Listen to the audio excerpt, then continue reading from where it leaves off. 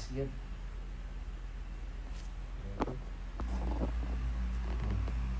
Very good. Listening mo, no? Yes, sir. Very good. Yan na, pag-abot pero ganina, gakiyang-kiyang ko, sir. Ganaan na ko. Pero okay na gisa, sir. Very good, very good. Sige, sir.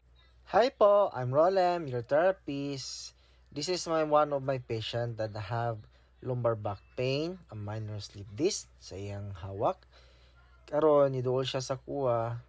It's because uneasy na jud daw iyang pain. Disturbo na siyang daily routine, siyang work. And then hadlock na pud siya sa iyang health because napod na siya silingan na niya gani ang nitabo, and then nag-anam-anam og ka-worse.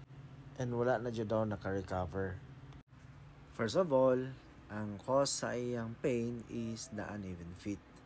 That's why nagdomino na mga pain sa iyang lawas.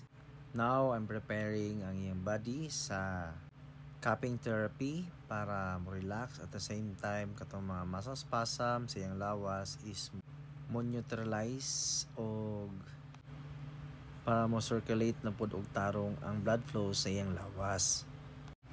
So na feel na jud karon ni sir ang relief sa iyang lawas, and ang cupping therapy dako jud kay tabang para ang mga muscle spasm sa iyang likod is mawala na jud, and preparing for massage blade para mas mo flow na jud og tarong ang oxygen sa iyang body, and preparation for adjustment. Ano, pag inabilin. Inabilin naman. Yan. Tara. Bilis na. Ayos. Musta sir? Pagkuhan mo, sige na sir.